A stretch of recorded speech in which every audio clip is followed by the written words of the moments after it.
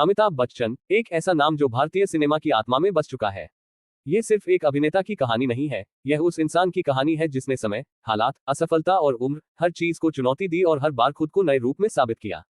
The 11th of October 1942, Prayagraj. एक ऐसा घर जहां शब्दों की ताकत थी, विचारों की गहराई थी और संस्कारों की मजबूत नींव थी। पिता हरिवंश राय बच्चन, हिंदी साहित्य के महान कवि। मां तेजी बच्चन, आत्मविश्वास से भरी, आधुनिक सोच रखने वाली महिला। इसी माहौल में अमिताभ बच्चन का बचपन बीता।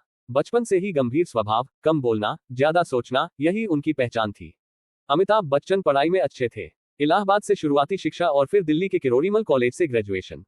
कॉलेज के दिनों में थिएटर से थोड़ा जुड़ाव जरूर था, लेकिन अभिनय को करियर बनाने का फैसला आसान नहीं था। उस दौर में फिल्मों में जाना आसान नहीं माना जाता था, खासकर ऐसे परिवार के लिए जहां साहित्य और शिक्षा को सबसे ऊपर रखा जाता था। फिर भी अमिताभ बच्चन के भीतर कुछ था जो उन्हें बार बार खींच रहा था। उन्होंने फिल्मों में किस्मत आजमाने का फैसला किया, लेकिन मुंबई पहुंचते ही सपनों की दुनिया टूटने लगी। लंबे कद, गंभीर चेहरा और भारी आवाज, यही चीजें उनके खिलाफ मानी गईं। कई प्रोड्यूसर्स ने साफ कह दिया कि यह लड़का हीरो नहीं बन सकता। ऑल इंडिया रेडियो में आवाज के लिए ऑडिशन दिया गया, लेकिन वहां भी रिजेक्शन मिला। कहा गया कि आवाज बहुत भारी है। वही आवाज जो आगे चलकर करोड़ों लोगों की पहचान बनने वाली थी। 1969 में पहली फिल्म मिली। फिल्म चली नहीं, लेकिन संघर्ष शुरू हो चुका था। अगले कई सालों तक अमिताभ बच्चन ने छोटे रोल किए, कभी किसी फिल्म में भाई, कभी दोस्त, कभी बस एक साइड कैरेक्टर। एक के बाद एक फिल्में फ्लॉप होती गई। पैसा खत्म होने लगा, आत्मविश्वास डगमगाने लगा। कई बार ऐसा हुआ कि उन्हें फिल्म इंडस्ट्री छोड़ने का मन किया। दोस्तों ने सलाह दी कि कोई और काम देख लो। घर से पैसे मंगवाने की नौबत आ गई, लेकिन अमिताभ बच्चन के अंदर एक जिद थी, हार न मानने की जिद। फिर आया 1973, एक फिल्म जिसने न सिर्फ अमिताभ बच्चन की जिंदगी बदली, बल्कि हिंदी सिनेमा की दिशा भी बदल दी। इस फिल्म में उन्होंने उस गुस्से को आवाज दी जो उस दौर के युवाओं के दिलों में था। सिस्टम से नाराजगी, अन्याय के खिलाफ लड़ाई, अंदर दबा हुआ आक्रोश, सब कुछ पर्दे पर उतर आया।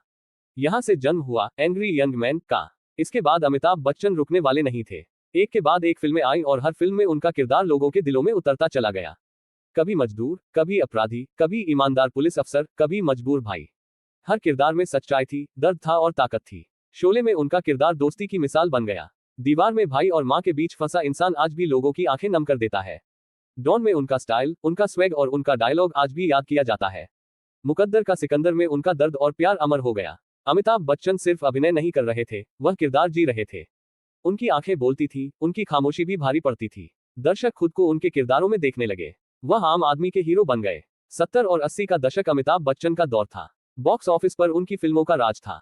निर्माता उन्हें साइन करने के लिए लाइन में खड़े रहते थे। वह देश के सबसे बड़े सुपरस्टार बन चुके थे।